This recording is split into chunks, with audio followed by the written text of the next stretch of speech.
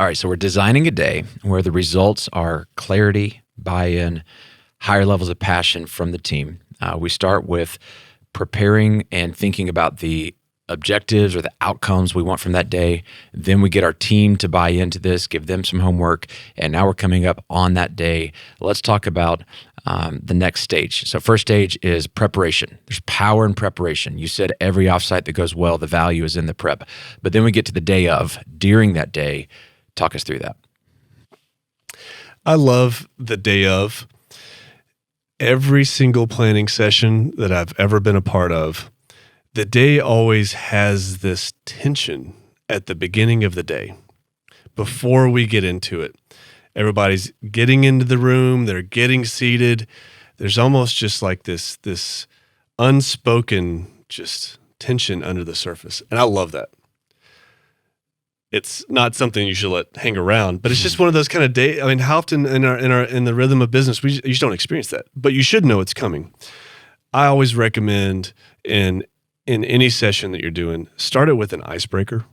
Start it with something that diffuses that tension, that gets people to engage.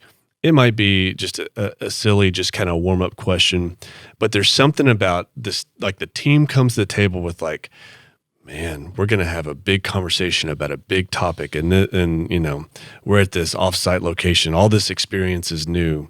And they kind of bring it into the room and it's just kind of hanging around the table unspoken.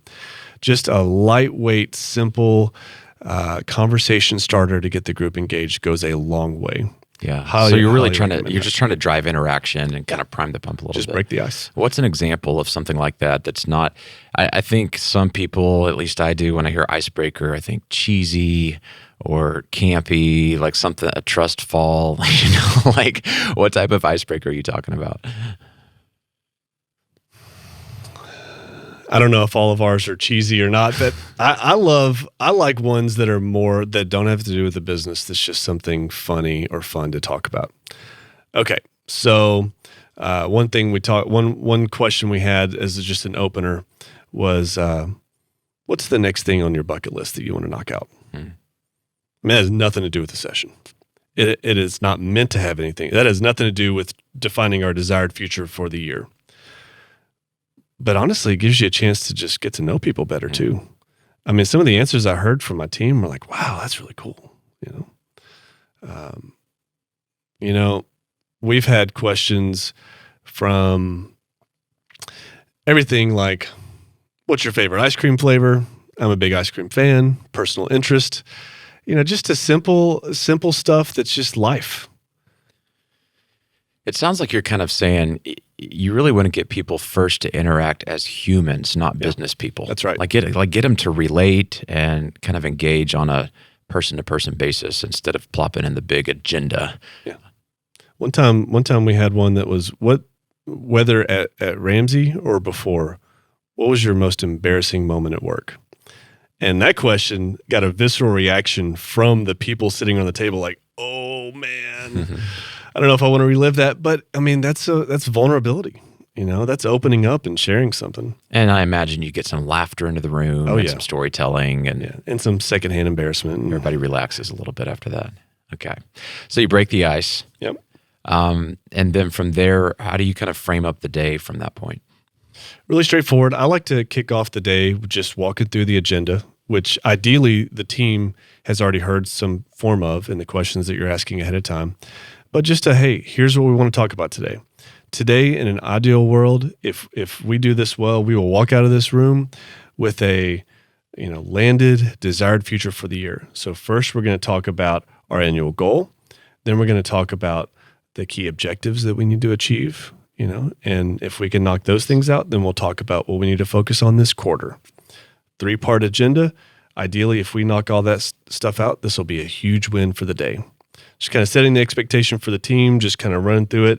If you use flip charts, it's an easy thing just to kind of put up on a list and just have there for people's reference.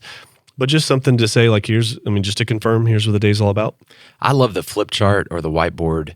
I know you do. Omnipresent. It's because I don't know how to use computers. But I can draw with crayons because we learned how to do that in the 3rd grade.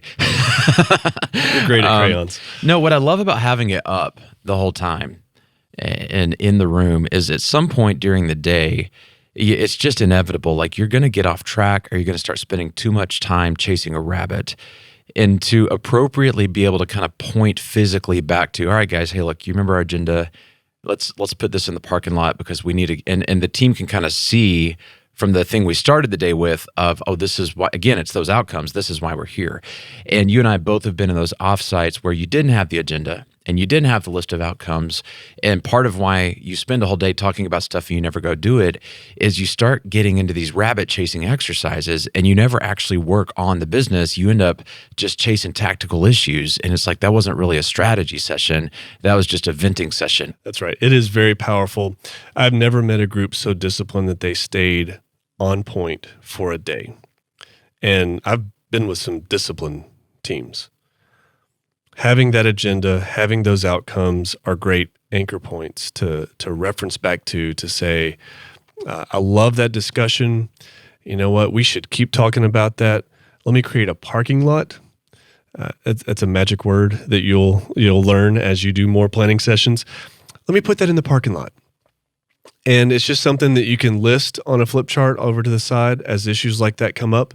And if we have time at the end, we'll cover them. And if not, it didn't distract us from the conversation at hand. Yeah. It's good to have that anchor. Okay, so you tell everybody, this is where we're going today. Here's the agenda. And then I've always found this is the hardest shift for the facilitator to kind of get everybody into, like, what's the first exercise? How do you get everybody to start talking and saying smart things that are actually solving the problem? So how do you make that transition? It's really not hard, but you're right. The whole conversation, if you get it right, the conversation gets so easy. And if you just flub the opener, it's something the team has to kind of work past over the next 10 to 15 minutes. I think a great exercise. So first topic of the day, we're going to talk about our desired future for the year. I love starting each exercise with a combination of, if we've asked the team to read a chapter in something, then just like a quick recap of the teaching, right? Just think like we're just trying to get people in the same thinking wavelength here in the room, right? So quick teaching on here's what a desired future is. All it really is the next milestone, right? As a business, we have much bigger goals. We have much bigger dreams. All we're trying to figure out is what's our milestone for this year. And just teach on it. Teach on it just maybe 2 minutes on just kind of reinforcing those core concepts and core teachings. Sometimes I like to weave in a story and just storytell a little bit. But it's the teaching paired with a story that often gets things to resonate with people. You don't have to do that, but I think it's a great tactic. But it's really just that teaching storytelling is more your opener.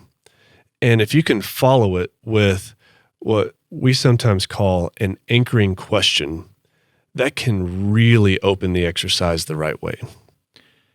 I want to help our audience a little bit too, the ones who maybe don't feel like they are professional communicators, because they go, I'm not Daniel Tardy or Herb or Dave Ramsey. You guys are just, that's what y'all do. How am I going to teach my team something? It really doesn't have to be a super fancy presentation. In fact, there's times I've just read from a blog post or I've played a 10-minute YouTube video. We were doing a thing that Jim Collins, his flywheel framework, and I just opened the session by playing a 10-minute video of Jim Collins talking about the flywheel. And then I had that anchoring question after that. So you don't even have to personally, be the guy, I got a microphone and a spotlight on me. That's not what you're saying when you're talking about teaching. Yeah, I wasn't clear earlier. When I say teaching, I mean teach somebody else's stuff. You don't need to have original thought. This is not a new concept that you have. That's your brainchild. This is what material can you draw from that somebody else has written that. You're not trying to write the next book on leadership. You're just trying to lead a session for your business. So whether it's drawing from that same keynote or podcast that you sent out or from the book that you referenced, that's all you need to do. And just the treetops of the stuff that you found most valuable out of it. Again, it doesn't have to be original thought, and it probably shouldn't be. So what is a good anchoring question? What's the components of that? I find a lot of groups struggle. Let's say it's the annual goal. We know we're here today to talk about an annual goal. That's the topic. But what's the question to answer? What's the question to answer that if we answer it, then it's almost inevitable that we'll land the topic, right? So practically speaking, for an annual goal type outcome, I might ask a question like, we're here in this season of business. There's a lot we can focus on. There's a lot of different directions that we can go. And when we think about an annual goal around that milestone, our challenge is really to answer, of all the things, what is the most important thing that we need to advance? That if we advance it, it opens doors to other things that wouldn't otherwise be there. What is the most important thing that we as a team need to make sure happens this year to set us up for success? That is it's similar, but that is a different orientation around the same thing. And people can answer that. If you said, what is our annual goal for the year? They may not be able to give you that answer, but they can say what the most important focus is. In our season of business, I think we need to grow customers, or I think we need to improve our product, or I think we need to overhaul some processes, or whatever the issue is in the business. You ask a question like that, you're going to get, especially if you've done ask them to do a little bit of homework, you're going to get people to start contributing answers. And from there, I'm not looking for right. I'm not looking for, are you right or are you wrong? I'm just looking for people to just get some material on the surface, right? So I start usually just kind of whiteboarding the answers, just kind of listing them as people talk about them. And people, a group of 5 in most businesses will at least come up with about a dozen or so different options. You might throw some out there. I usually let the other people speak first, and then as a leader, I throw mine out there towards the end. Yeah, how do you get that equal interaction? Because I have found if I just verbally ask a anchoring question, just open-ended to the room, sometimes one of two really terrible things happens. Either everyone just kind of stares at me like deer in the headlights because no one wants to go first, or the person who always talks starts talking and they don't stop talking and they dominate the conversation. So how do you kind of get interaction from everybody, but also make sure the wallflowers speak up and the dominant personalities kind of chill out a little bit and everybody's contributing kind of equally? Well, most of our listeners are salespeople and they love the awkward tension. I think part of that just opening question and let it hang. Sometimes I just let it hang and I'm like, I will be here all day. And we can just be quiet together. Now, early in the day, it's going to happen a little bit. You got to leave a little bit of room for it. That's okay. But I'm always ready to. It really is good to be ready, willing, able to start asking specific questions to specific people. Yes. Give it maybe 10, 15 seconds if people are just kind of hanging back and they're just kind of looking at the ceiling and not wanting to engage.